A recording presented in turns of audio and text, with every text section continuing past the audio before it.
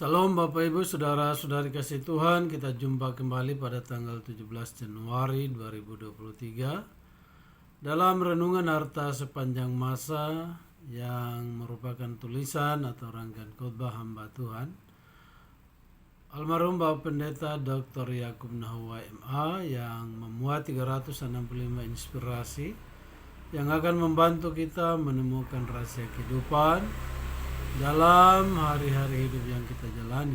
Untuk itu mari kita berdoa.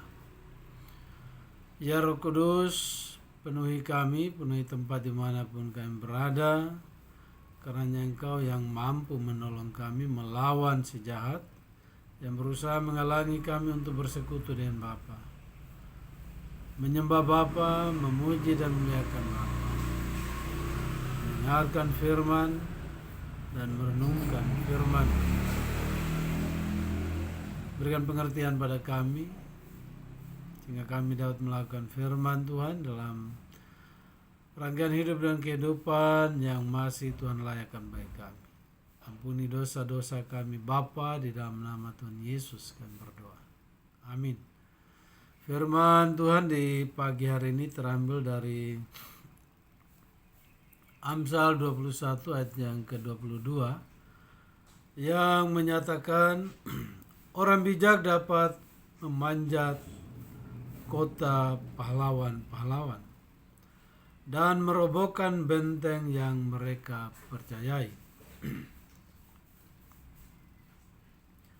Orang hebat melakukan perkara-perkara besar. Itulah judul renungan di pagi hari ini. Manusia adalah makhluk yang hebat.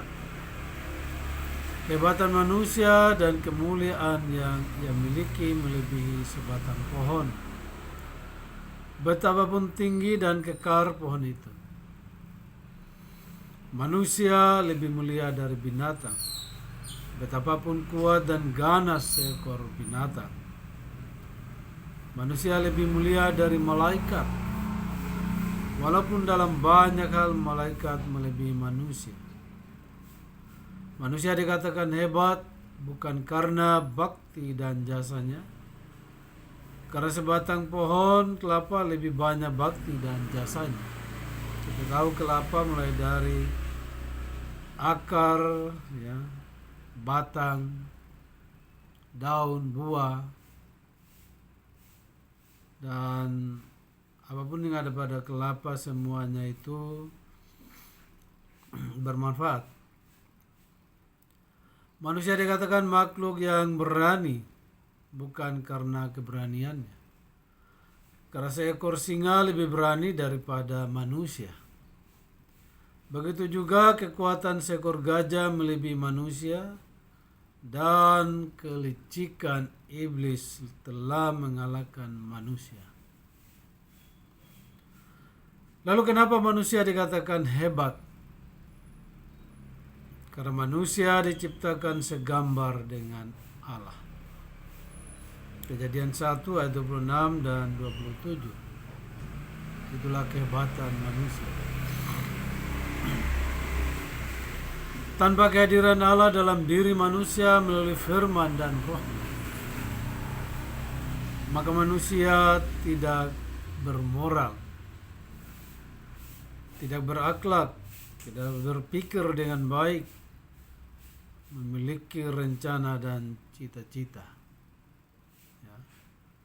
Jadi perhatikan, kalau ada orang atau kita pun melakukan hal yang tidak bermoral, tidak berakhlak, dan kita mengatakan bahwa firman dan rohnya dalam kita, sesungguhnya itu tidak ada. Jika manusia tidak berakal dan mempergunakan akalnya, maka sebatang pohon lebih berguna daripada manusia. Jadi pergunakan akal untuk hal-hal yang benar. Kehebatan manusia terletak pada semangat dan gairah hidup. Karena jika manusia tidak bergairah dan bersemangat dalam mengerjakan sesuatu, maka seekor semut dapat mengajarnya sesuatu. Hai pemalas, pergilah kepada semut, perhatikanlah lakunya dan jadilah bijak. Biarpun tidak ada pemimpinnya, pengaturnya, atau penguasanya, ia menyediakan rotinya di musim panas dan mengumpulkan makanannya pada waktu panen. Amsal 6 ayat 6 sampai 8. Jika manusia tidak memiliki keinginan dan cita-cita, maka umur manusia mungkin hanya sebatas umur jagung. Kita tahu jagung umurnya hanya beberapa bulan, dan itu sudah bisa dipanen. Karena yang mendorong manusia untuk tetap hidup adalah semangat dan cita-citanya. Makanya setiap hari kita katakan semangat pagi, ya, semangat siang, semangat sore, semangat malam. Karena itulah yang mendorong kita untuk tetap, ya, menikmati kehidupan ini. Karena manusia yang tidak memiliki keinginan dan cita-cita adalah manusia yang mati. Jadi selama manusia itu hidup, pasti memiliki keinginan, memiliki cita-cita, ya, apapun situasinya. Karena manusia yang tidak memiliki keinginan dan cita-cita, sekali lagi, adalah manusia yang mati. Itulah sebabnya kita mendengar istilah mati akal, mati kemauan, mati pikiran, mati langkah, mati kutu. Mungkin ini lebih sering terdengar di Indonesia bagian timur, ya, Kupang, Ambon, Irian, Manado, ya. Itu selalu istilah-istilah yang dipakai, ya. Mati akal artinya tidak bisa berpikir, mati kemauan, ya, tidak mau apa-apa, mati pikiran, malas mikir, ya, mati langkah, mati kutu, ya, tidak bisa berbuat apa-apa. Kehebatan manusia juga terletak pada kebijakannya. Orang bijak dapat melakukan perkara-perkara besar dan hebat. Ia dapat mengalahkan musuhnya. Amsal 21 ayat 22. Ia dapat mengambil hati orang. Amsal 11 ayat 30. Ia dapat membuat siapapun yang bersahabat dengannya menjadi orang hebat. Amsal, ya, 13 ayat 20. Ia dapat membahagiakan orang lain. Amsal 15 ayat 20. Ia sabar dalam segala hal. Amsal 14 ayat 17. Kehebatan manusia juga terletak pada imannya akan kuasa Allah. Ya. Amsal 21 ayat 22. Imannya membuat ia tidak takut dan khawatir. Ya. Apalagi menghadapi situasi hari-hari ini, bahkan hari-hari mendatang.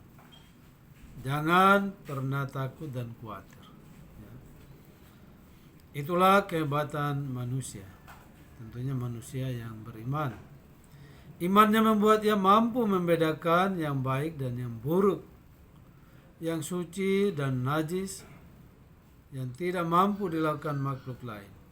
Jadi kalau kita tidak bisa membedakan, ya, yang baik dan buruk, suci dan najis, jangan kita mengatakan saya beriman, ya.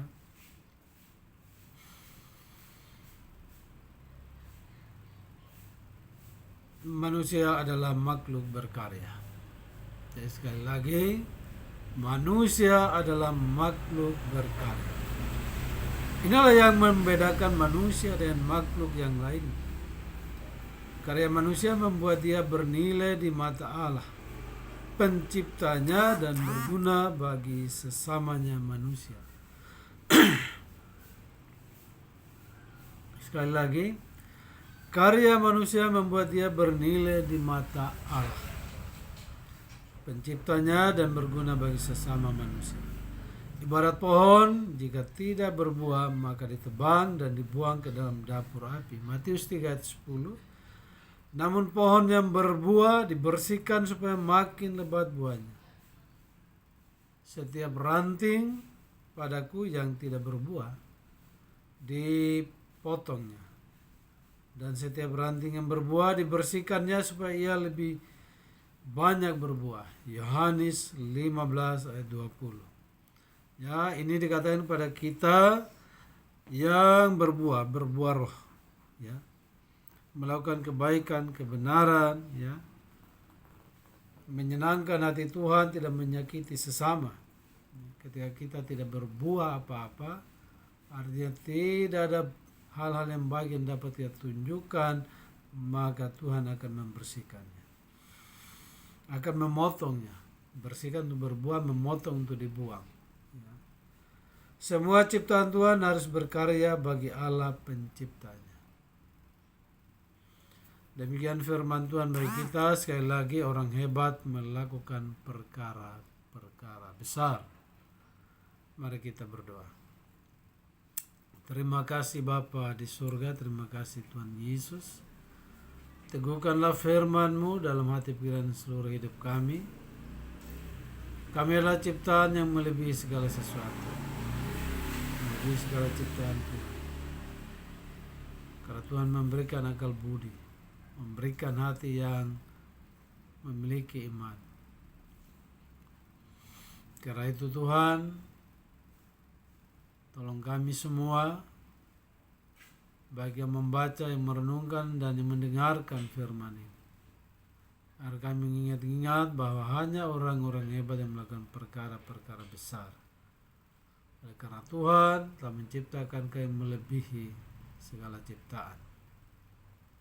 Terima kasih Bapa, di dalam nama Tuhan Yesus kami berdoa. Amin.